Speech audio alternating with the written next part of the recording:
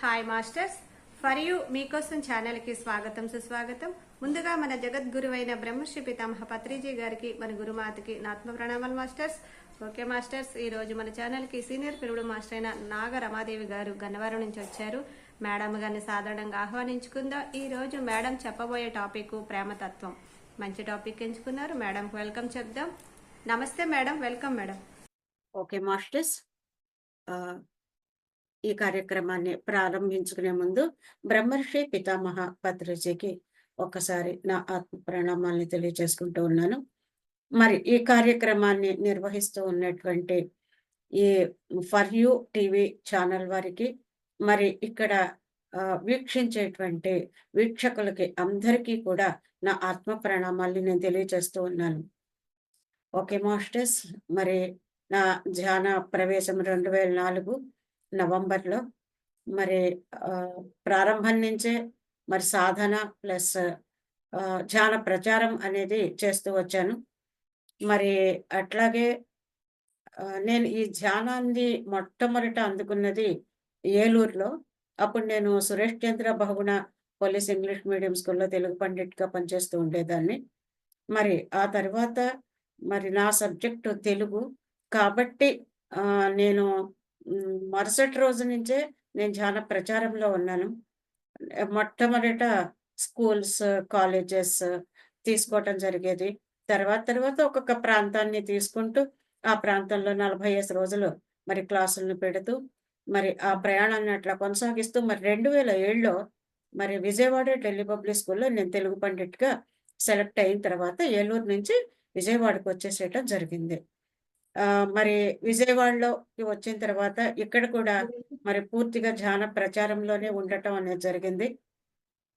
జరుగుతూ మరి 2012లో పత్రిజీ ధ్యాన జగత్ లక్ష్యంగా ఉన్నటువంటి దాంట్లో ఒక చిన్న లక్ష్యం నేను కూడా తీసుకుని మరి నేను ఏలూరు నుంచి వచ్చిన దాన్ని, ఏలూరు రోడ్లో ఉన్నాను కాబట్టి విజయవాడ నుండి ఏలూరు దాకా నేషనల్ హైవే మీద 55 కిలోమీటర్ల దూరం ఉంటుంది. మరి 2012 జనవరి 1వ తారీఖున మొదలుపెట్టి డిసెంబర్ 19 నాటికి 55 కిలోమీటర్ల దూరంలో రెండు ప్రక్కల్లో ఉన్నటువంటి, అంటే హైవేకి రెండు ప్రక్కల్లో ఉన్నటువంటి అన్ని గ్రామాల్ని ధ్యానమయం చేయటం జరిగింది.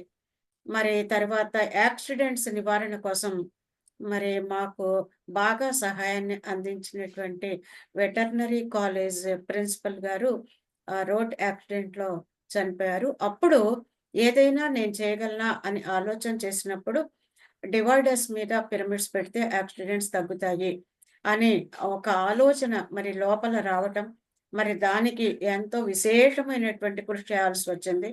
ఎందుకంటే ఎమ్మెల్యేని కలుసుకోవటం, హైవే అధికారులను కలుసుకోవటం, మరి ఎన్నోసార్లు కలుసుకున్న తర్వాత చివరికి ఎన్నో ప్రయత్నాల తర్వాత మరి హైవే వాళ్ళ యొక్క సహకారంతోనే మరి బందర్ రోడ్లో ఒక 60 పిరమిడ్లను పెట్టాము. మరి పెట్టిన మొట్టమొదట 7 పిరమిడ్లనే పెట్టాము. కానీ పెట్టిన వెంటనే యాక్సిడెంట్స్ తగ్గిపోయినాయి. ఆ తర్వాత మళ్ళీ పర్మిషన్స్ తీసుకుని మళ్ళీ బందర్ రోడ్లో 60 పిరమిడ్లు, ఆ తర్వాత ఏలూరు రోడ్లో ఒక 60 పిరమిడ్లు, మరి హైదరాబాద్ రోడ్లో, విజయవాడ నుంచి హైదరాబాద్ వెళ్లే రోడ్లో దాదాపుగా ఒక 120 పిరమిడ్లను పెట్టడం జరిగింది. పెట్టిన ప్రతి చోట కూడా యాక్సిడెంట్స్ నివారింపబడినాయి. మరి ఇంకా ఇప్పుడు రాష్ట్ర వ్యాప్తంగా మరి ప్రతి చోట యాక్సిడెంట్స్ ప్రోన్ ఏరియాస్ ఎక్కడైతే ఉన్నాయో అక్కడక్కడ ఈ పిరమిడ్స్ అన్నిటినీ కూడా పెట్టాలి అనేటువంటి ఒకానొక సంకల్పంతో అడుగులు ముందుకేస్తూ వస్తున్నాము. మరి ఇది ఒకటి అయితే కొన్ని జిల్లాలకి, ఎన్నో జిల్లాలకి నేను వన్ డే క్లాసెస్ అవి తీసుకుని వెళ్ళటం జరిగింది. ఇప్పుడు ఈ హైవే మీద చేసినటువంటి కార్యక్రమంలో మాకు 3 మండలాలైనాయి. పత్రి గారు గన్నవరం మండలాన్ని కంప్లీట్ చేయమని చెప్పారు. మరి లాక్‌డౌన్ కాలంలో పత్రి గారు రోజు విడిచి రోజు మనకి ఒక అద్భుతమైనటువంటి సందేశాలనిచ్చారు. గంట సందేశాలున్నాయి. అవి నాకు ఆ లాక్‌డౌన్ కాలంలోనే చెప్పినటువంటి స్పీచెస్‌ని ఒక వ్యాసాల రూపంలోకి తీసుకొచ్చేటువంటి ఒక గొప్ప అవకాశం నాకు లాక్‌డౌన్ కాలంలోనే వచ్చింది. అంటే ఒక పక్కన నాకు హైవే చాలా దగ్గరగా ఉంటుంది. అంబులెన్సులు అంబులెన్సుల మోత వినిపిస్తూ ఉంది. ఇక్కడ రాత్రి 9-1 దాకా నేను కూర్చొని ఈ పుస్తకాన్ని రాయటం అనేది జరిగేది. అలా అంటే మార్నింగ్ నుంచి ఈవినింగ్ దాకా నాకు స్కూలుకి సంబంధించిన క్లాసెస్ ఫుల్ టైమ్ టేబుల్ ఉండేది ల్యాప్‌టాప్‌లో. ఆ తరువాత ఈ ఈ పని చేస్తూ వచ్చాను. అది ఒక మహద్భాగ్యం మరి నాకు. మరి అట్లాగే నేనింక జాబ్‌కి రిజైన్ చేశాను. 23 ఏప్రిల్‌లో జాబ్‌కి రిజైన్ చేసేసి నేను విజయవాడ నుంచి గన్నవరానికొచ్చేసాను.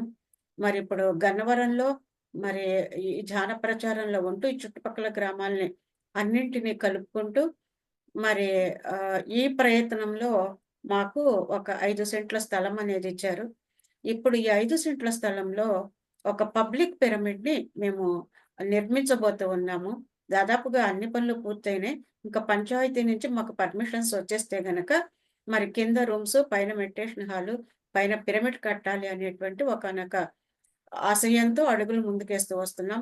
క్లుప్తంగా మరి నా గురించినటువంటి పరిచయం ఇది చేసుకోవాల్సినటువంటి అవసరం ఉంది. ఎందుకోసమంటే ఒకళ్ళు చేస్తున్నారు అంటే దాని యొక్క స్ఫూర్తితో మిగిలిన వాళ్ళు ఎంతో మంది వాళ్ళ ప్రాంతాల్లో చేసేటువంటి అవకాశం ఉంటుంది. కాబట్టి ఈ విషయాన్ని నేను చెప్పడం జరిగింది మాస్టర్స్. ఓకే. ఈరోజు మనం మేడం, ఆ! మీరు అవకాశం ఉంటే లైటేసుకోండి మేడం. ఎక్కడ లైట్ వేసుకోవాలి? మీరు అంటే చీకటిగా ఉంది. మీదిది మీరు జూమ్ మీకు రికార్డ్ అవ్వదా? అవుతది మేడం. హా! ఓకే. ఇప్పుడింకా అంటే మధ్యలో మీరు లై లైటు మీరు బాగా క్లియర్‌గా కనపడట్లేదు. నేను ఎలాగున్నానో అలా కనిపించట్లేదు. ఇప్పుడు ఇంకా ఇప్పుడు ఏం చేయాలిప్పుడు? మీరు లైట్ ఏసుకోగలిగితే ఏసుకోండి మేడం. లేదంటే ఇది లైట్ కంటిన్యూ ఉంది మేడం. చేసేయండి. పర్వాలేదు. ట్యూబ్ లైట్ ఉంది ఇక్కడ నాకు. ఉందా? ఇప్పుడు నేను చూడండి ఎలా కనపడుతున్నానో అలాగ మీరు కనపడట్లేదు. చీకట్లో ఉన్నట్టున్నారు లైట్‌గా. ఇది ఇట్లాగే అవకాశం ఉంటే ఉంటుంది మేడం. ఏసుకోండి మేడం. ఇది లైట్ ఓకే. ఉంది ఓకే. మేడం. అలాగే దీనికి ఇంతకంటే ఏర్పాటు ఇక్కడ నాకు కుదరట్లేదు. ఓకే. Okay madam. ఓకే మీకు మేడం. బానే కంటిన్యూ వస్తుంది. చేయండి. మీకు బాగానే వస్తుంది. కాతే ఓ పక్కకి నీడలాగా పడుతోంది కదా! హ్మ్. అవునవును మేడం. కానీ అవును. ఈ సెట్టింగ్ కుదరట్లేదు మేడం. నాకు నేను కెమెరామన్‌ని అట్లాగే ఎలక్ట్రీషియన్‌ని పిలుచుకున్నా కూడా నాకు ఇంట్లో సెట్టింగ్ అవ్వల. ఇంకా ఇక్కడే ఓకే. బాగుంది. ఇక్కడే తీసుకోవటం జరుగుతుంది. ఓకే. అందుకనే కాస్త తల ఇట్లా కంటిన్యూ మేడం. పెట్టాల్సొస్తుంది. ఈ కళ్ళ మీదకి ఆ లైట్ వెలుగు పడుతోంది కాబట్టి, కాస్త ఈ తల నేను పైకి పెట్టుకుంటే అది కొంచెం తగ్గుతాంది. అంచేత కాస్త ఇలా ఓకే. తల పైకి పెట్టి చెప్పాల్సొస్తుంది. హ్మ్. అది. Okay okay. మేడం. పర్లేదు. కంటిన్యూ. Okay madam. హ్మ్. సో, ఈ రోజున మనం ఒక అద్భుతమైనటువంటి ఒక టాపిక్‌ని మనం చెప్పుకుందాం మాస్టర్స్. అది విజ్ఞాన భైరవ తంత్ర ఓషో రజనీష్ మనకి అందించినటువంటి ఒక అద్భుతమైనటువంటి పుస్తకరాజం. మరి అందులో ఉన్నటువంటి విషయాలు ఏంటంటే పార్వతీమాతకు శివుడు చెప్పేటువంటి విషయాలు. అంటే పార్వతీమాత శివుని పరిష్వంగంలోనే ఉంటుంది. శివుని ప్రశ్నిస్తూ ఉన్నట్లుగా ఉంటుంది.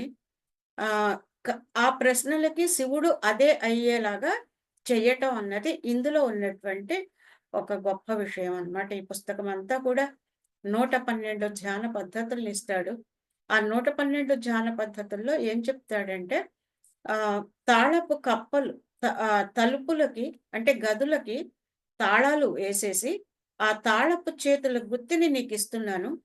ఆ తాళపు చేతుల గుత్తిలోంచి నువ్వు ఒక్కొక్క తలుపు దగ్గరికి వెళ్ళి, ఆ తాళపు చెవితో ఆ తాళం కప్పని తెరిచినప్పుడు, నీకు ఏ తాళపు కప్పయితే తెరుచుకుంటుందో దానిలోకి నీవు ప్రవేశించు అంటాడు. అంటే ఇక్కడ సూత్రం. ఇక్కడ ఏం చెప్తాడంటే ఒక్కొక్క సూత్రంలోకి నువ్వు ప్రవేశించు. ఆ సూత్రాలను కూడా నువ్వు ఎలా చెయ్యాలి అంటే, ఒక ఆటలాగా, ఒక పాటలాగా 3 రోజులు వాటితో నీవు ప్రయోగాత్మకంగా నువ్వు హాయిగా, ఆనందంగా చెయి. ఎట్లా అంటే ఒక, ఒక పాట పాడుకుంటూ ఉంటే ఎంత ఆనందంగా ఉంటుందో, అంటే హాయిగా ఉంటుంది. అంటే ఎవరికి వాళ్ళు తమకిష్టమైనటువంటి పాటల్ని తమ లోపల గాని, చాలా చిన్న శబ్దంతో గాని హమ్ చేసుకుంటూ వాళ్ళ కార్యక్రమాలు వాళ్ళు చేస్తూ ఉంటారు. కదా! అట్లా లేకపోతే గనక ఒక ఆట ఆడుతూ ఉన్నప్పుడు నువ్వెంత ఆనందంగా నువ్వు ఆట ఆడుతూ ఉంటావో, ఆ విధంగా నువ్వు ఈ సూత్రాలని నీవు ప్రాక్టీస్ చెయి. అట్లాగే ఆహ్, ఒక కవిత చదివేటప్పుడు నీకు ఎంత ఆనందంగా ఉంటుందో, ఒక్కొక్కళ్ళకి ఒక్కొక్కళ్ళ కవితలు ఆనందంగా ఉంటాయి. అట్లా నీవు ఒక కవితను చదివేటప్పుడు ఎంత ఆనందంగా, ఎంత ఆస్వాదిస్తూ, ఎంత హాయిగా అందులో లీనమై ఉంటావో, ఆ విధంగా నీవు ఈ సూత్రాలతో హాయిగా, ఆనందంగా ప్రవేశించు. నీవు ఒక హ్మ్. అంటే మూల చైతన్యానికి ఆవల ఏదైతే ఉందో, ఆ స్థితికి నువ్వు చేరుకునేటువంటి అవకాశం ఉంటుంది అని చెప్తాడు. అంటే ఆత్మ యొక్క స్థితుల్లోకి, మూల చైతన్యం యొక్క స్థితుల్లోకి, దైవత్వం యొక్క స్థితుల్లోకి మనం ఏదైతే పేర్లు పెట్టుకుంటామో, ఆ స్థితికి నువ్వు చేరుకునేటువంటి అవకాశం ఉంది అని చెప్తాడనమాట. ఓకే. అందులో ఇప్పుడు ఈ రోజున మనం ఒక సూత్రాన్ని మనం తీసుకుంటున్నాం. అది ఏమిటి అంటే, "నీవు ప్రేమతత్వంతో ఉండు" అని చెప్తాడు. ఆ ప్రేమతత్వంతో ఉండటం ఎలాగా అనేది ఇక్కడ చెప్పేటువంటి విషయం. అసలు ప్రేమ అంటే ఏంటి? ప్రేమతత్వంతో ఎలా ఉండాలి? ఎలా ఉన్నప్పుడు నీవు అందులో లీనమవ్వగలుగుతావు? ఆ లీనమైనప్పుడు నీవు ఏ విధమైనటువంటి అనుభూతిని పొందుతావు అనేది చెప్తాడు. ఇక్కడ మనకి ఈ పుస్తకం యొక్క లక్ష్యం ఏంటి అంటే 3 విషయాల్ని చెప్తాడు. మరణము, ప్రేమ, ధ్యానం. మరణము, ప్రేమ, ధ్యానం. ఇక్కడ ఈ మరణాన్ని గురించి మనకి 3 రకాలైనటువంటి మరణాల్ని తెలియజేస్తాడు. ఆహ్, అంటే నీకు మరణం అంటే భయమైతే నువ్వు ప్రేమించలేవు. ఓకే. నీకు ధ్యానం చేయటం గనక నువ్వు చేయలేకపోతే నీ అస్తిత్వాన్ని నీవు గుర్తించలేవు. ఈ 3 కూడా అంటే మరణము, ప్రేమ, ధ్యానం 3 కూడా వర్తమానంలోనే జరుగుతాయి. మరణించటం అనేది వర్తమానంలోనే జరుగుతుంది. అట్లాగే ప్రేమించటం అనేది కూడా వర్తమానంలోనే జరుగుతుంది. అట్లాగే ధ్యానం అనేది కూడా వర్తమానంలోనే జరుగుతుంది. ఈ ఇది నీవు ఈ మూడింట్లల్లో ఒక దాన్ ఒక దానిలోకి నువ్వు ప్రవేశిస్తే మిగిలిన రెండింటిలోకి నీవు అతి త్వరితంగా ప్రవేశించగలుగుతావు. ఇది ఇక్కడ ఈ పుస్తకం యొక్క మౌలికమైనటువంటి విషయం అన్నమాట. అందుచేత ఇక్కడ ఈ మరణాల్లో 3 మరణాలు ఏం చెప్తాడు అంటే, మనకి తెలిసినా తెలియకపోయినా ప్రతి ఒక్క వ్యక్తి కూడా ఆహ్, అనుభవించేటువంటి దాన్ని మనకు తెలియచేస్తాడు. అంటే నీకు తెలియచ్చు, తెలియకపోవచ్చు. కానీ ఇదే జరుగుతోంది అని చెప్తాడు. ఏంటి అంటే మొట్టమొదటి మరణం ఏంటి అంటే ఉచ్ఛ్వాసతో నీవు జన్మిస్తున్నావు. నిశ్వాసతో మరణిస్తున్నావు. ఉచ్ఛ్వాసతో నీవు జన్మిస్తున్నావు, పుడుతున్నావు. నిశ్వాసతో మరణిస్తున్నావు. అంటే అతి సూక్ష్మాతి సూక్ష్మంగా నీకు ఈ జనన మరణాలు అనేవి జరిగిపోతూనే ఉన్నాయి. ప్రతి శ్వాస దగ్గర నీవు పుడుతున్నావు, మరణిస్తున్నావు. కానీ నీకు మాత్రం ఎరుక లేదు. ఇది సూక్ష్మాతి సూక్ష్మంగా జరుగుతూ ఉన్నటువంటి విషయం.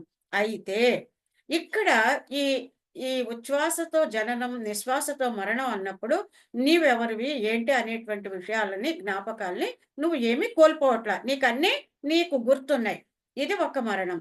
అంటే ప్రతి ఉచ్ఛ్వాస, నిశ్వాసాలతో మనం జన్మిస్తున్నాం, మరణిస్తున్నాం. ఓకే. రెండో మరణం గురించి చెప్తున్నాడు. ఏంటి అంటే రాత్రి నిద్రించినప్పుడు నువ్వు మరణిస్తున్నావు. తెల్లవారి నిద్ర లేచినప్పుడు నీవింకో కొత్త జన్మని తీసుకుంటున్నావు. అంటే ప్రతి రాత్రి ఒక మరణం, ప్రతి ఉదయము నీకు ఒక కొత్త జన్మ. అందుచేతనే చూడండి ఒక పసిబిడ్డగా పుట్టినటువంటి మనం పుట్టినప్పుడు చాలా చిన్నగా ఉన్నాం. మన అవయవాలన్నీ చాలా లేతగా ఉన్నాయి. కానీ ప్రతిరోజు ఈ పుట్టుక, మరణం జరుగుతూ ఉంది కాబట్టి, ఈ క్రమంలో నీవు ఎంత ఎదిగావు అని చెప్తాడు. అయితే ఇక్కడ కూడా నీకు నీ జ్ఞాపకాలను ఏవి కోల్పోవట్ల. అంటే నీవెవరవు, నువ్వెక్కడున్నావు, నీ తల్లిదండ్రులేంటి, నీ అస్తిత్వం అంతా కూడా నీకు గుర్తుంటాంది. ఇది రెండో మరణం. మూడోది ఏం చెప్తాడంటే, ఈ నిద్రలు ఒక వయస్సొచ్చిన తర్వాత మనిషికి సరిపోవు. కాబట్టి దీర్ఘ నిద్ర అనేది అవసరం ప్రతి మనిషికి. ఆ దీర్ఘ నిద్రయే మనం ఇప్పుడు చెప్పుకుంటూ ఉన్నటువంటి ఒక మనిషి ఈ చనిపోయాడని, మరణించాడని మనం చెప్పుకుంటున్నాం కదా! అది ఒక మరణం. అయితే అది దీర్ఘ నిద్ర అంటాడు. అంటే ఆ మరణం తర్వాత మళ్ళీ నీకు జన్మ ఉంటాంది కదా! అంటే జననం ఉంటుంది, మళ్ళీ మరణం ఉంటుంది. అయితే ఇక్కడ మాత్రం నీకు ఇంకొక జన్మ తీసుకున్నప్పుడు, నీకు ఈ గతంలో ఉన్నటువంటి ఈ విషయాలన్నిటిని కూడా నువ్వు మర్చిపోతూ వస్తున్నావు. ఎలా ఒక టేప్ రికార్డర్‌లో మన అనేకమైనటువంటి సమాచారాన్ని తీసుకొని, ఆ సమాచారాన్ని మనం చక్కగా ఉపయోగించుకుంటూ ఉన్నాం. కానీ మనం కొత్త సమాచారాన్ని ఎక్కించుకోవాల్సొచ్చినప్పుడు, దీన్ని ఒక్కసారి డిలీట్ బటన్ కొట్టేస్తే, మొత్తం టేప్ రికార్డర్‌లో ఎలాగైతే తుడిచిపెట్టుకుని పోతుందో, అదే విధంగా నీవు ఆ దీర్ఘ నిద్ర అంటే ఈ దేహాన్ని విడిచిపెట్టి నువ్వు వెళ్ళిపోయినప్పుడు జరిగేది ఇదే అని చెప్తాడు. కాబట్టి నీవు ఎరుకతో ఉండు ప్రతి చోట కూడా. ఇది ఒకటి. ఇక రెండోది ఇప్పుడు మనం అసలైనటువంటి ఈ ప్రేమ తత్వంలోకి మనం అడుగు పెడుతూ ఉన్నాం. ఓకే. అసలైనటువంటి ఒక అద్భుతమైనటువంటి విషయాల సమాహారం. ఇది ఎంతవరకు పూర్తిగా అవుతుందో తెలియకపోవచ్చు గానీ, సాధ్యమైనంత వరకు నేను విషయాన్ని అందించడానికి ప్రయత్నం చేస్తాను. Okay masters. అయితే ఇక్కడ ఈ ప్రేమతత్వం అనేటప్పటికి ఇక్కడ ఏం చెప్తాడంటే మొట్టమొదటిగా ఈ శరీరం మన ఈ దేహం ఒక రహస్యమైనటువంటి యంత్రాంగం అని చెప్తాడు. ఎన్నో అద్భుత శక్తులు అన్నీ కూడా ఈ దేహం లోపల నిక్షిప్తీకరింపబడి ఉన్నాయి. ఇది ఈ దేహం ఒక రహస్యమైన యంత్రాంగం. కానీ నీవు ఎంతవరకు వెలికి తీసుకోగలిగితే నువ్వు అంత మాత్రపు జ్ఞానాన్ని నువ్వు పొందుతున్నావు. అంటే ఈ చరాచర సృష్టిలో ఉన్నటువంటి సకల రహస్యాలు నీ లోపల కూడా నిక్షిప్తీకరింపబడి ఉన్నాయి. ఇప్పుడు మనకి కనిపిస్తూ ఉన్నటువంటి ఈ ఆహ్, పంచ ఇంద్రియాలు ఉన్నాయి కదా! ఈ పంచ ఇంద్రియాలు అందరికీ తెలుసు కాబట్టి, ఈ పంచ ఇంద్రియాలకి తమంతట తమకి శక్తి ఉండదు. అవి లోపల ఉన్నటువంటి ఒకానొక చైతన్యం ద్వారా, లేదా ఒకానొక ఆత్మతత్వం ద్వారా, లేదా ఒకానొక దైవతత్వం ద్వారా మనకి ఈ పంచ ఇంద్రియాల యొక్క అనుభూతుల్ని మనం పొందుతున్నాం. పంచేంద్రియాలంటే ఏమేంటియి? కన్ను, ముక్కు, చెవి, నోరు, చర్మం. అవునా? వీటికి స్వయంగా అనుభవించేటువంటి శక్తి వీటికి లేదు. ఓకే. ఇది ఈ లోపల ఉన్నటువంటి దాని ద్వారా జరుగుతూ వస్తుంది. ఓకే. ఇది ఇది ఒక విషయమైతే ఇక్కడ ప్రేమతత్వం అనేటప్పటికి మనకి ఏం చెప్తున్నాడంటే ఒక చోట ఒక ఆనందం వచ్చింది. ఒక ఆట ఆడితే ఒక ఆనందం వచ్చింది అని చెప్పారనుకోండి. మనం ఏం చేస్తాం? దాని మీద ఒక లక్ష్యాన్ని పెట్టి నాకు ఆనందం రావాలి అనేటువంటి ఒకానొక లక్ష్యంతో నీవు ఆట ఆడటం ప్రారంభిస్తావు. అంటే ఏంటి? నువ్వు ఒకదాన్ని కోరుకొని దాన్ని పొందాలి అనేటువంటి భావనతో నీవేం చేస్తున్నావు? ఆట ఆడుతున్నావు. కానీ అప్పుడు నీకు ఆనందం రాదు. ఓకే. దాన్ని విడిచిపెట్టేసి నాకు ఏదైతే కావాలి, ఆనందం కావాలి అనే భావాన్ని విడిచిపెట్టేసి, నీవు దానిలో లీనమై ఆడతావో, అప్పుడు నీకు ఆనందం అనేదొస్తుంది. అట్లాగే ప్రేమ అనేది ఏమని చెప్తాడంటే, నిజానికి ప్రేమ అంటే, ఇప్పుడు మనం చెప్పుకుంటూ ఉన్నటువంటి ఈ ప్రాపంచిక జీవితంలో మనం చెప్పుకుంటూ ఉన్నటువంటి ప్రేమ కాదు. ఈ ప్రేమ తత్వం అసలైనటువంటి లక్ష్యం ఏంటి అంటే, ఈ ప్రేమ అంటే, ఈ నేను ఒకరిని ప్రేమిస్తున్నాను అని అన్నాననుకోండి. అంటే నా యొక్క చైతన్యము మొత్తము కూడా ఆ ఎదుట వ్యక్తి మీదకి కేంద్రీకరింపబడుతుంది. అప్పుడు మనం ఎలా అయిపోతాము? మనం శూన్యమైపోవాలి. మనం అభావమైపోవాలి. ఇక మనము అనేది ఇంక ఇక్కడ ఉండకూడదు.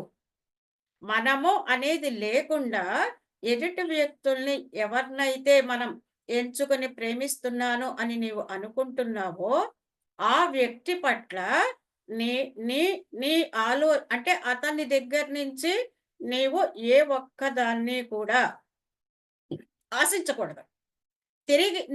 తిరిగి ఆశించావు అంటే అది ప్రేమ కాదు. ఓకే. ప్రేమ కానే కాదు. నీవు ప్రేమ అంటే ఒకానొక సమర్పణ. అంటే ఒకానొక ఇవ్వడం. అంటే నీవు మళ్ళీ అతని దగ్గర నుంచి తిరిగి నాకు ఇవ్వాలి ఏదైనా నేను ఆశిస్తున్నాను. అది మళ్ళీ ప్రేమ కావచ్చు, మళ్ళీ లేకపోతే వస్తువులు కావచ్చు, లేకపోతే ఇంకోటి కావచ్చు. ఏదైనా కావచ్చు. నీవు తిరిగి మళ్ళీ ఆశించావు అంటే అది ప్రేమ కాదు. ప్రేమ, వ్యామోహం 2 పదాల్ని మనకి తెలియచేస్తాడు.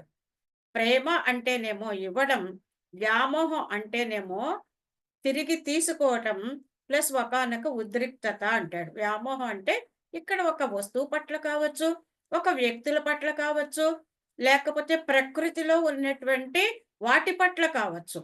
ప్రకృతిలో ఉన్నటువంటి చెట్లు, లేకపోతే పూలు, రాళ్ళు, ఆకాశంలో కనిపించేటువంటి నక్షత్రాలు వేటి పట్లైనా కావచ్చు. ఇది ప్రేమ, వ్యామోహం. ప్రేమ అంటేనేమో ఇవ్వటం, తిరిగి ఆశించకుండా, వారి దగ్గర నుంచి నీవు ఏమాత్రము తిరిగి ఆశించకుండా ఏదైతే నువ్వు ఇస్తావో, అప్పుడు ఏం జరుగుతుందంటే అది అసలైనటువంటి ప్రేమ. ఎప్పుడైతే నువ్వు ఈ తత్వంలో ఉన్నావో, ఇప్పుడు ఆ ఇవ్వటం అనేటువంటి దానిలోనే నీవు ఉండటం వల్ల, నీ అస్తిత్వం అంటే నీ చైతన్యం మొత్తం ఒక పువ్వు పట్ల అనుకుందాం అనుకోండి. ఒక పువ్వు ఒక పువ్వుని నేను ప్రేమిస్తున్నాను అని అనుకోండి. ఓకే. నీ యొక్క చూపు ఆ పువ్వు మీద ఉన్నప్పుడు, నీ చైతన్యం మొత్తం ఆ పువ్వు వైపుకే కేంద్రీకృతం అయిపోతుంది. అప్పుడు ఏం జరుగుతుంది అంటే, ఆ పువ్వు అతి సహజంగా, సరళంగా, ఎంతో ఉన్నతంగా, పరిమళ భరితంగా ఆ పువ్వు వికసిస్తుంది. ఎందుకని?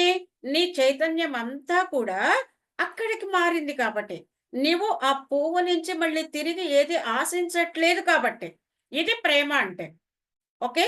అప్పుడు ఏం జరుగుతుంది? ఆ పువ్వు అలా వికసించిన తరువాత అది ఒక వ్యక్తిగా మారిపోతుంది. అంటే ఏదైతే ఆశించకుండా మనం ఇతరుల పట్ల ఈ ఈ భావాన్ని మనం ఉంచుతున్నామో, అది ఆ వస్తువు కూడా వ్యక్తిగా మారుతుంది. ఇప్పుడు ఆ పువ్వు ఒక వ్యక్తిగా మారుతుంది. ఆ తరువాత ఆ పువ్వుని మీరు అలాగే ఉంచుతారు.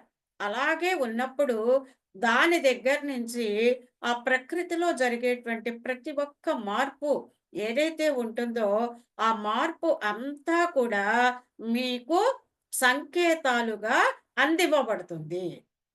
అట్లాగే ఇప్పుడు నీవు ఆ పువ్వు పట్ల నీవు ఎప్పుడైతే ఆ ప్రేమ తత్వంతో నీవు ఉన్నావో, నీ చైతన్యం మొత్తం ఆ పువ్వు వైపు ప్రసారితమైందో, ఇక్కడ నీవు అభావమైపోయావో, అప్పుడు నీవు ఆత్మస్థితుల్లోకి చేరుకుంటావు. అప్పుడొస్తుంది ఆ పరమానందం లేదా బ్రహ్మానందం అనేది నీవు అప్పుడు పొందుతావు. ఇది ఎంతో గొప్ప విషయం. అంటే ఒక భార్యాభర్తల మధ్యలో ఉండేది. ఆ భర్త నుంచి భార్య గాని, భార్య నుంచి భర్త గాని కొంచెమైనా తిరిగి ఆశిస్తే అది ప్రేమ కానే కాదు. కేవలము ఇవ్వటం మాత్రమే ఉంటుంది. ఒక అందమైనటువంటి ముఖం చూసావు, లేదా అందమైనటువంటి ఒక అమ్మాయిని చూసావు. ఆ అమ్మాయిని చూసినప్పుడు, ఆ అమ్మాయి పట్ల నీకు ప్రేమ ఉద్భవించింది అంటే, అక్కడ నీవు పూర్తిగా ఆ అమ్మాయికి నేను ఏమి చేయగలను? తను ఆనందంగా ఉండటానికి నేనేం చేయగలను? ఎలా ఉండగలను? ఈ ఈ ఏ ఏ సౌకర్యాల్ని కల్పిస్తే తను హాయిగా, ఆనందంగా ఉంటుంది? ఇలా అన్ని విషయాల పట్ల ఆమె పట్ల నీవు కేంద్రీకృతమైతేనే అది ప్రేమవుతుంది. కానీ తిరిగి ఆమె దగ్గర నుంచి నీవు ఏదైనా పొందాలి అని అనుకున్నావు అంటే అది ప్రేమ కాదు. అది వ్యామోహము. ఇప్పుడు గుర్తుంచుకోమని చెప్తాడు రజనీష్. ఏమని అంటే, "నీవు వ్యామోహంలో ఉన్నావా? నీవు ప్రేమతత్వంలో ఉన్నావా?" ఎవరిది వాళ్ళుగా చెక్ చేసుకుంటే అప్పుడు ఏం జరుగుతుంది అంటే, నువ్వు ఎట్లా ఉన్నావు అన్నది నీకు అర్థమవుతుంది. ఇక్కడ ఇంకొక విషయం ఏం చెప్తాడంటే, నీవు నీ ఇంట్లో ఉన్నటువంటి వస్తువుల్ని వేటినైనా కావచ్చు. నీవు నీవు గనక ప్రేమిస్తే వస్తువుల్ని వేటినైనా సరే నువ్వు ప్రేమిస్తే అవి ఒక వ్యక్తులుగా మారిపోతాయి. అంటే ఒక కారు ఉదాహరణ ఇస్తాడన్నమాట మనకి. ఏంటంటే ఒక కారు ఉంటుంది. ఆ యజమానికి ఒక కారు ఉంది. ఆ కారు అంటే అతనికి చాలా ఇష్టం. ఆ ఇష్టం అంటే దాన్ని అతనికి తెలియకపోవచ్చు. అది ప్రేమ అనేటువంటి భావన అతనికి తెలియకపోవచ్చు. కానీ అపరిమితంగా దాన్ని ఇష్టపడ్డాను అని చెప్తాడు కదా! ఆ అపరిమితంగా ఇష్టపడటం అనేది జరిగినప్పుడు దాని నుంచి తిరిగి తీసుకోవటం అనేది ఉండదు. ఆ ఇష్టం అంటే అది. ప్రేమ అంటే అది. ఎప్పుడైతే నువ్వు ఆ కారు పట్ల అటువంటి ప్రేమ భావాన్ని నీవు వెదజల్లావో, ఆ కారు కూడా ఒక వ్యక్తిగా అవుతుంది. అంటే మీకు ఫిజికల్ ఫార్మ్ కాదక్కడ అర్థం. ఆహ్, అది ఆ వ్యక్తిగా మారినప్పుడు మీరు డ్రైవింగ్ చేస్తూ ఉన్నప్పుడో, లేకపోతే కార్‌లో కూర్చొని ఉన్నప్పుడో, దాని లోపల జరిగేటువంటి ప్రతి చిన్న మార్పు, ఒక చిన్న గీటు గీసుకున్న దానికి, లేకపోతే మరొకటి జరుగుతూ ఉన్నా, దాని నుంచి మీకు ఆ సంకేతాలు అనేవి మీకు ఇవ్వబడతాయి. ఎప్పుడైతే మీరు దాన్ని అంతగా ప్రేమిస్తూ, అంతగా ఆ ప్రేమతత్వంలో ఉంటారో, దాని నుంచి సంకేతాలు మీకు అందివ్వబడతాయి. రెండోది మీరు వెంటనే ఆత్మస్థితుల్లోకి చేరుకుంటారు. అదే కేంద్రము అని చెప్తాడు. ఆ కేంద్రంలోకి నువ్వు జారుకోగలిగేటువంటి అవకాశం వస్తుంది. అంటే నువ్వు ఎప్పుడెప్పుడు ప్రేమతత్వంలో ఉంటూ వస్తావో, ఎప్పుడెప్పుడు నీవు ఇతరులకి ఇవ్వటం అనేటువంటి దాంట్లోనే నీవు ఉంటావో, అప్పుడప్పుడల్లా నీవు నీ యొక్క నిజస్థితి ఏమిటి? ఈ దేహం కాదు కదా! ఈ పంచేంద్రియాలు కాదు కదా! ఏదైతే శూన్యం, మహాశూన్యం, మహాపరిశూన్య స్థితికి చేరినప్పుడు నీవు నీవు ఆత్మతత్వంలోకి చేరుకుంటావో, అంటే దైవత్వంలోకి చేరుకుంటావో, ఆ దైవత్వానికి చేరుకునేటువంటి మార్గమే ఈ ప్రేమ. ఎంత అద్భుతమైనటువంటి విషయం అంటే, ఒక ఇంట్లో ఉన్నారు. ఒక భార్య, భర్త, పిల్లలు. ఈ ఈ తల్లిదండ్రులు ఏం చేస్తూ ఉన్నారు? ఈ పిల్లల్ని ప్రేమిస్తున్నారు. బాల్యంలో ప్రేమిస్తున్నారు.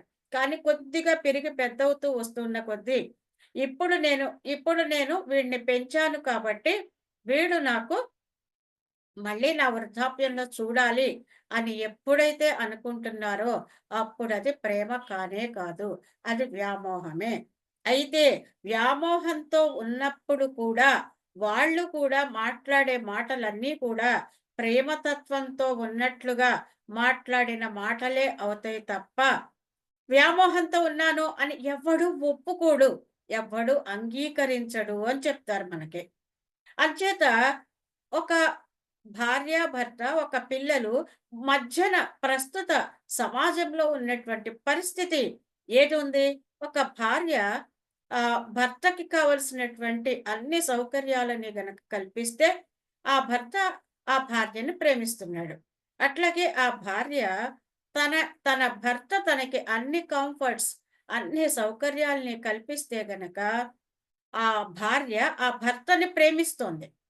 మరి ఇది ఎప్పుడైతే పరస్పరం ఇచ్చిపుచ్చుకోవటం అనేటువంటి ఒక్క భావన నీకు ఏర్పడిందో, అప్పుడు ఆ మధ్యలో ఉండేది ప్రేమతత్వం కాదు, వ్యామోహం మాత్రమే అని చాలా నిక్కచ్చిగా చెప్తున్నాడనమాట. ఇంకా ఇంకొక విషయం ఏంటి? ఎప్పుడైతే వ్యామోహంతో చూస్తావో, ఆ చూపుకి ఒక వెగటుతనం ఉంటుంది అంటాడు. ఒక కాముకత ఉంటుంది. ఒక కోరిక ఉంటుంది. ఒక వెగటుంటుంది. ఒక కర్కశత్వం ఉంటుంది. ఆ వ్యామోహంతో చూస్తూ ఉన్నటువంటి చూపులో. అదే ప్రేమతో చూసేటువంటి చూపులో ఇటువంటి లక్షణాలు ఏవి ఉండవు. అందుచేత ఒక భర్త ఆహ్, భార్య భర్తని మరి ఆహ్, అంటే ఎప్పుడైతే నువ్వు ఆ ప్రేమతత్వం కాకుండా, ఆ వ్యామోహంలో గనక ఉన్నావు అంటే, ఆ భార్య భర్తల్ని ఒక వ్యక్తిని కాస్త ఒక వస్తువుగా మార్చేస్తుంది. ఆ వస్తువుగా మారిపోయినప్పుడు అక్కడ ఆహ్, ఎలా ఉంటుంది అంటే, ఒక వ్యక్తి వస్తువుగా మారిపోయినప్పుడు ఇక అతని నుంచి ఒక బిగుసుకుపోయినటువంటి తత్వం, ఒకానొక అనీజీనెస్, ఒక చెప్పలేనటువంటి సందిగ్ధతా భావం, ఇవన్నీ కూడా ఏర్పడతాయి అని చెప్తున్నాడు. అందుచేత ఆహ్, మరి ఆ ప్రేమ తత్వంతో ఉంటున్నావా? నీవు నీ కుటుంబంలో? అదే లేకపోతే గనక వ్యామోహంతో ఉంటున్నావా? అనేది ఒకటి మనం నిరంతరం మనల్ని మనం ఎరుకతో గమనించుకుంటూ ఉండాల్సినటువంటి అవసరం ఎంతైనా ఉంది అని చెప్తాడు. ఓకే. నెక్స్ట్ ఎప్పుడైతే గనక నీవు ఈ తత్వంతో ఉండగలుగుతావో, అప్పుడు ఏం జరుగుతుందట నిజానికి? భార్యని నిజానికి చాలా స్వచ్ఛంగా ప్రేమించాను అని అనుకున్నాడు. కానీ అది కాస్త ఇప్పుడు ఎప్పుడైతే ఆ ప్రేమ తత్వంలో ఉంటాడో అప్పుడు ఒకానొక ఆనందం వస్తుందంట. ఆ ఆనందం వచ్చిన వెంటనే అతను ఏం చేస్తాడట, ఈ ఆనందం నాకు సొంతం కావాలి, ప్రతి క్షణం సొంతం కావాలి అని అనుకుంటాడట.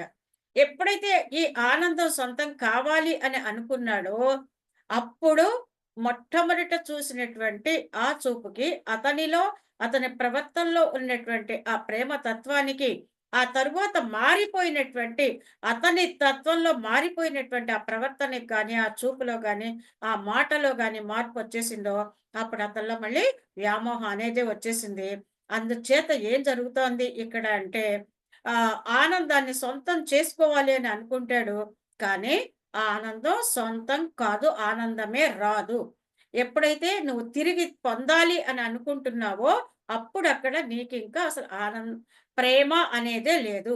ఎప్పుడైతే నువ్వు తిరిగి పొందాలని అనుకుంటున్నావో, అక్కడ ఆనందపు స్థితి అనేదే లేనే లేదు అక్కడ. అందుచేత నీవు ప్రేమతత్వంలో ఉంటున్నావా? ప్రేమతత్వంలో లేవా? అంటే ప్రేమ అంటే ఒకానొక సమర్పణ. ప్రేమ అంటే ఇవ్వడం. ప్రేమ అంటే నీవు అభావమైపోవడం. అంటే నీవు శూన్యమైపోవడం. నీ యొక్క చైతన్యం మొత్తం ఎదుటి వారి వైపుకి మళ్ళటం. ఓకే.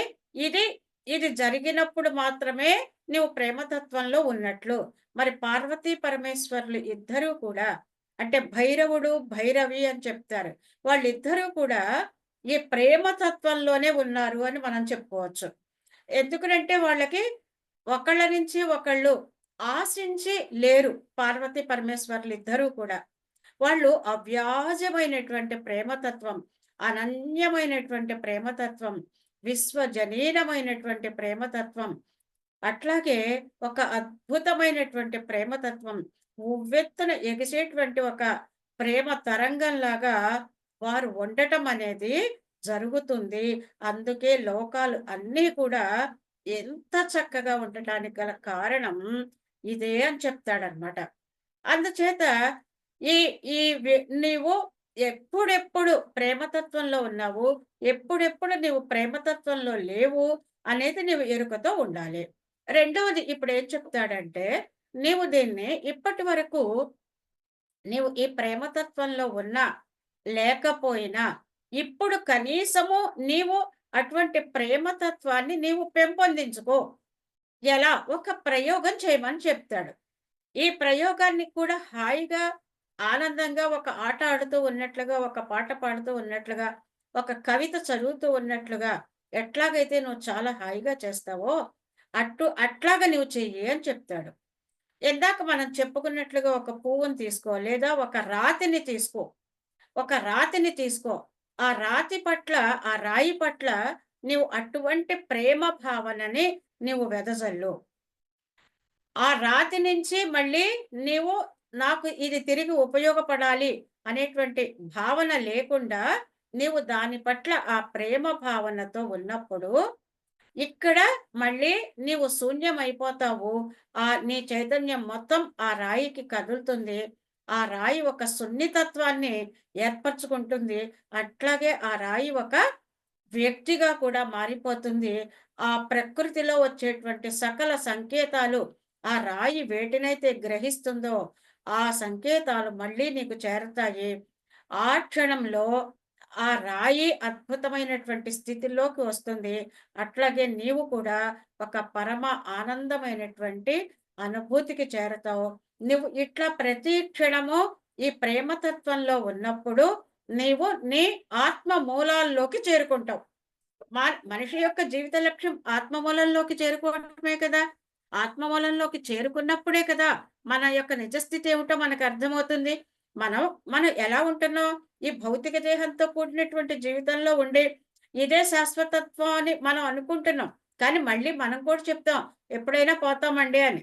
కానీ మనం ఎక్కడ పట్టుకుని వేలాడుతూ ఉన్నాం? ఇక్కడే పట్టుకుంటున్నాం. ఇది నాది, నాది అనేటువంటి భావనలోనే నీవు ఉంటున్నావు తప్ప, నీవు ఆత్మతత్వంలో ఉండట్లేదు. ఆ దైవతత్వంలో ఉండట్లేదు. మరి అణువులో కూడా ఉన్నది ఆ దైవత్వమే అయినప్పుడు, నీవు ఆ దైవత్వంలో ఉండలేకపోవటానికి కారణం ఏంటి? నీలో ఆ ప్రేమతత్వం అనేది లోపించటం వల్లే. మరి అటువంటి ఆ ప్రేమతత్వాన్ని నీవు అనుభూతి చెందాలి అంటే, నీవు హాయిగా ఒక 10 నిమిషాలు, ఒక పావుగంట, 20 నిమిషాలు సమయం కేటాయించి, దాని కోసం నీవు ప్రయత్నం చెయ్యి. అట్లాగే ఒక నక్షత్రం వైపు చూస్తూ ఉండు. ఆ నక్షత్రానికి నీ ప్రేమని పంచు. నీ ప్రేమ సంకేతాన్ని పంపు. ఇంకా దాని నుంచి తిరిగి తీసుకోవాలి అని నీవు అనుకోకుండా నీవు గనక ఉన్నప్పుడు ఏం జరుగుతుంది? అక్కడ ఆ నక్షత్రము ఒక అద్భుతంగా మారుతుంది. నీవు కూడా ఆత్మస్థితుల్లోకి నీవు కూడా చేరుకోగలుగుతావు. అట్లా సృష్టిలో ఉన్నటువంటి ప్రతి ఒక్క వస్తువు పట్ల సరే ముందు సృష్టిలో ఉన్న వస్తువు పట్ల సంగతి తర్వాత, మీ ఇంట్లో మీరు ఆహ్, మీ ఇంట్లో ఉన్నటువంటి వ్యక్తుల పట్ల, మీ పొరుగువారి పట్ల, మీ చుట్టుప్రక్కల వారి పట్ల ఎటువంటి భావాలతో మీరుంటున్నారు? ఆ ప్రేమ తత్వంలో ఒక్క నిమిషమైనా ఉంటున్నారా? లేదా పావుగంట ఉంటున్నారా? ఒక గంట సమయం ఉంటున్నారా? దీన్ని గనక నీవు నెమ్మదిగా నీవు అలవాటు చేసుకుని, ఆ ప్రేమ తత్వాన్ని నీవు గనక పంచగలిగితే, నీ నీ నీ ప్రేమ తత్వంతో ఎదుటి వాళ్ళల్లో ఒక అద్భుతమైనటువంటి మార్పొస్తుంది. అంతేకాదు, మనం ప్రతి ఇంట్లో వాడేటువంటి ప్రతి ఒక్క వస్తువు పట్ల నీవు ఆ ప్రేమ తత్వంతో ఉన్నప్పుడు, నీకు ఏ ఒక్క వస్తువు కూడా నీకు రిపేర్ రాదు. ఎందుకని? నీవు దానికి ప్రేమని పంచుతున్నావు. కానీ మనమేం చేస్తున్నాం? ప్రతి ఒక్క వస్తువు పట్ల వ్యతిరేకతతో ఉంటున్నావు. నీకు ఈ రోజున ప్రస్తుత సమాజం ఎలా ఉంది అంటే, తనకు కావాల్సింది వెంటనే అందితే సరే, ఆ వెంటనే అందకపోతే చేతిలో ఏ వస్తువుంటే ఆ వస్తువుని గిరాటు కొట్టేస్తున్నారు. అంటే ఇక్కడ ఏం చేస్తున్నారు? తను అత్యంత ఆహ్, ఆహ్, తనకి ఇష్టమని తెలియకపోయినా, ఆ చేతిలో ఉన్నటువంటి ఆ మొబైల్ ఫోన్‌ని ఆహ్, లోకంగా ఉన్న చిన్న కోపం వచ్చినట్టు దాన్ని నేలకేసి కొట్టేస్తున్నాడు. అంటే ఇక్కడ ఏం జరుగుతాంది? అక్కడ ఆ ప్రేమతత్వం అనేది లేకుండా పోతాంది. ఓకే. అట్లాగే నీ ఇంట్లో నువ్వు కూర్చునేటువంటి కుర్చీని నువ్వెప్పుడైనా ప్రేమిస్తున్నావా? నువ్వు వాడుకునేటువంటి ఒక ఫ్రిడ్జ్‌ని ఆహ్, ఆ ఫ్రిడ్జ్ పట్ల నీకున్నటువంటి భావన ఎటువంటిది? ఒక వాషింగ్ మిషన్ నీవు ఆ ప్రేమతత్వంతో ఉన్నప్పుడు చెడిపోయే స్థితికొచ్చినటువంటి వాషింగ్ మిషన్ కూడా మీకు మళ్ళీ సరిగ్గా పనిచేస్తుంది. ఇట్లా ప్రతి వస్తువు పట్ల నీవు ఆ ప్రేమ తత్వంతో గనక ఉండగలిగితే, అవి వస్తువులుగా కాకుండా వ్యక్తులుగా మారతాయి. అదే మీ భర్తల పట్ల, పిల్లల పట్ల, భార్యల పట్ల, ఇతరుల పట్ల, పొరుగువారి పట్ల గనక నీవు ఈ వ్యామోహంతో గనక ఉంటే గనక అవన్నీ కూడా వస్తువులుగా మారిపోతాయి. అక్కడి నుంచి ప్రతి ఒక్క దాని నుంచి నీకు ఆ వ్యతిరేకత మళ్ళీ నీకు అనుభూతి చెందగలుగుతావు. కాబట్టి నీవు ఎట్లా ఉండాలి అంటే ఈ ప్రేమతత్వంలో ఉండాలి.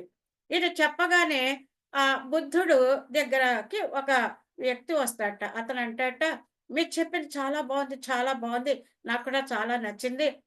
నేను అందరి పట్ల ప్రేమతో ఉంటాను. కానీ నా పొరుగింటి వాడున్నాడు చూడండి వాడంటే నాకస్సలు ఇష్టం లేదు. నేను వాడి పట్ల తప్ప, నేను అందరి పట్ల ప్రేమతత్వంతో ఉంటాను అని చెప్తాడట. అప్పుడు బుద్ధుడు అంటాడట, ఎంత మాత్రమో నువ్వు ప్రేమకి పనికిరావు. ఎందుకనంటే, నీ నీ నీ పొరుగువాడి పట్ల నువ్వు ప్రేమించలేనప్పుడు, ఇంకా ఇతరుల పట్ల నువ్వు ఏ ప్రేమ భావాన్ని నువ్వు వెదజల్లగలవు? మరి అటువంటి ఆ ప్రేమ భావాన్ని నీవు వెదజల్లలేనప్పుడు ముందుగా నీ లోపల ఉన్నటువంటి ఆ భావాన్ని నీవు సరిచేసుకో. ఆ భావాన్ని సరిచేసుకున్నప్పుడు ఆ ప్రేమ అనేది అందరి పట్ల నీవు వెదజల్లగలుగుతావు. అంటే ఇప్పటిదాకా ఈ ప్రపంచంలో ఉన్నటువంటి వాళ్ళల్లో ఎవరికి వాళ్ళు వెతుక్కున్నప్పుడు వాళ్ళు ఒక్కసారి ప్రేమతత్వంతో ఉన్నారా? 2 సార్లు మాత్రమే ప్రేమతత్వంతో ఉన్నారా? ప్రతిరోజు, ప్రతి క్షణము, ప్రతి ఒక్కరితో ప్రేమతత్వంతో ఉంటున్నారా? అనేది మీరు చెక్ చేసుకోవచ్చని చెప్తాడు. అట్లాగే ఇంట్లో కుక్కల్ని పెంచుకుంటారు. ఇదే చెప్తాడు ఓషో. కుక్కల్ని పెంచుకుంటారు. అట్లాగే పెంపుడు జంతువులుంటాయి. మరి వాటి పట్ల కూడా నువ్వు ఎటువంటి భావంతో ఉంటున్నావు? ఈ ప్రేమ భావంతో ఉంటున్నావా? ఆ ప్రేమ భావనతో ఉన్నప్పుడు అందుకే మీరు ఆ కుక్కలకి పేర్లు పెడతారు కదా! టామీ అనో, లేకపోతే ఇంకోటనో. మీరు ఆ కుక్కల పట్ల ప్రేమ భావనతో ఉన్నప్పుడు, మీ ప్రేమ భావన వాటికి చేరినప్పుడు అది మీకు ఇది తీసుకురా అనగానే తీసుకొనొస్తుంది. మీకోసం ఎదురు చూస్తూ ఉంటుంది. మీకేదైనా ఆపదొస్తే అది మిమ్మల్ని రక్షించటానికి ప్రయత్నం చేస్తుంది. ఎందుకని దాన్ని మీరు ఒక జంతువుగా చూస్తల్లేదు. దాన్ని ఒక వ్యక్తిగా ఎప్పుడైతే ప్రేమతో చూస్తున్నారో అది ఒక వ్యక్తిగా మారిపోయింది. అది నీ ఇంట్లో ఒక సభ్యురాలుగా మారిపోయింది కాబట్టి వాటిల్లో ఆ మార్పనేది ఉంటుంది. కాబట్టి నీ చూపుని నీవు మార్చుకోవాలి. నీ ఆలోచన విధానాన్ని నీవు మార్చుకోవాలి. ఈ ప్రేమ తత్వాన్ని నీవు అలవర్చుకోవాలి. ఇదే అసలైనటువంటి ప్రేమ. ఈ విశ్వజనీనమైనటువంటి ప్రేమ. ఈ ప్రేమ తత్వంలో నీవు అడుగులు వేసినప్పుడే ఉంటుంది. కాబట్టి ఇక్కడ ఒక వస్తువు వైపు ప్రేమగా చూడండి. మరో వస్తువు వైపు మరలవద్దు అంటాడు. అంటే ఒకేసారి నేను అన్నింటి పట్ల ప్రేమ భావంతో ఉంటాను అని అనుకుంటే గనక అది నీవు చెయ్యలేవు అని చెప్తాడు. ఓకే. ఇక్కడ ఈ ప్రేమ తత్వంతో ఉన్నప్పుడు ఇక్కడ ఇంకొక విషయం ఏం చెప్తాడంటే, ఇప్పుడు ఒక కార్యాలయం ఉంది. ఒక కళాశాల ఉంది. అంటే ఒక యూనివర్సిటీ ఉంది. ఒక వ్యాపారవేత్త ఉంటాడు. లేకపోతే మరొకటి ఉంటుంది. ఇక్కడ ఎవరైనా సరే ఒక ఇప్పుడు నేనే ఉన్నాను. నేను ఢిల్లీ పబ్లిక్ స్కూల్‌లో తెలుగు పండిట్‌గా పనిచేశా. ఇప్పుడు నేను రిటైర్మెంట్ తీసుకున్నాను. ఇప్పుడు నా పోస్ట్‌లో ఇంకొకళ్ళని భర్తీ చేయవచ్చు కదా! నా పోస్ట్‌లో ఇంకొకళ్ళు ఎవరైనా రావచ్చు. అక్కడ భర్తీ అవుతుంది. లేదా అది ఒక పోలీస్ ఉద్యోగం కావచ్చు. అతను వెళ్ళిపోతే అతని ప్లేస్‌లో ఇంకొకళ్ళు వచ్చి చేరొచ్చు. అట్లాగే ఒక వ్యాపారంలో ఒక తండ్రి స్థానంలో కొడుకు రావచ్చు. లేకపోతే మరొకళ్ళు రావచ్చు. కానీ ఇక్కడ మాత్రము ఈ ప్రేమతత్వంతో ఉన్నప్పుడు మాత్రము ఆ ఆ ప్రేమించే వ్యక్తులు గనక తొలగిపోయినప్పుడు, ఆ ప్రేమ తత్వాన్ని ఇంకొకరితో మనం భర్తీ చేయలేము. ఇది భర్తీ చేయబడదు. నీకు ఒక ఉద్యోగం కావచ్చు, ఒక వ్యాపారం కావచ్చు, ఒక కళాశాల కావచ్చు, ఒక కార్యాలయం కావచ్చు. సృష్టిలో దేన్నైనా సరే మళ్ళీ నీవు ఇంకొక దాంతో భర్తీ చేసుకోవచ్చు. ఒక రాజు చనిపోయాడు. ఓకే. ఆ రాజు స్థానంలో అతని కొడుకు కావచ్చు, లేకపోతే రాజు అర్హత పొందేటువంటి వాళ్ళు ఎవరున్నారో, ఆ పోస్ట్‌తో ఆ రాజు స్థానాన్ని భర్తీ చేయవచ్చు. అట్లాగే ఒక ప్రధానమంత్రిని తీసుకుంటే, ఆ ప్రధానమంత్రి 5 సంవత్సరాల తర్వాత లేకపోతే అకాల మరణంతో అతను తొలగినప్పుడు అతని స్థానంలో మరొకళ్ళని తీసుకోవచ్చు. కానీ, ఈ ప్రేమ తత్వంలో మాత్రము నీవు ఇంకొకళ్ళతో భర్తీ చేయలేరు. నా భర్త నన్ను చాలా ప్రేమతో చూసేవాడు అని అనుకున్నప్పుడు, నా భర్త స్థానాన్ని మరొకళ్ళు భర్తీ చేయలేరు. Okay masters. కాబట్టి ఇంకొక విషయం ఏం చెప్తున్నాడంటే, ప్రేమ బాంధవ్యంలో ఉన్నప్పుడు మీరు అక్కడ ఎంతమందున్నా సరే, వాళ్ళెవ్వరూ కూడా మీకు కంటికి కనిపించరు. కనిపిస్తారు.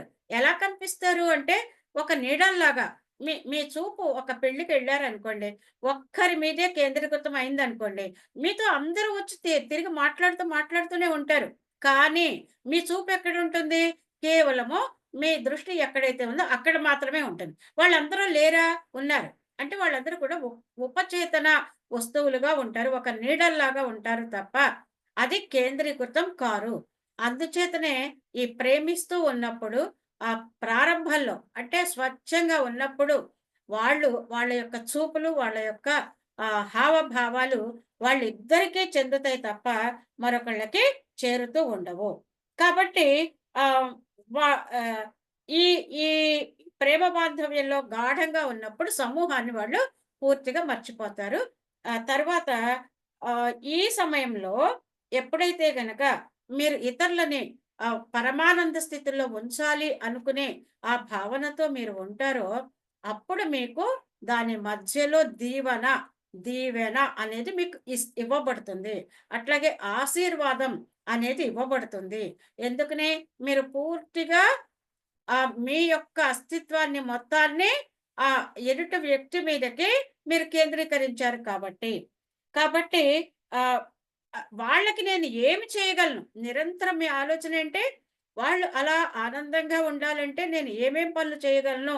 అనేటువంటిది ఒక్క దాని మీద మీరు ఆలోచించి దాని మీదనే ఉంటారు కాబట్టి, ఈ మార్పులన్నీ జరుగుతాయి.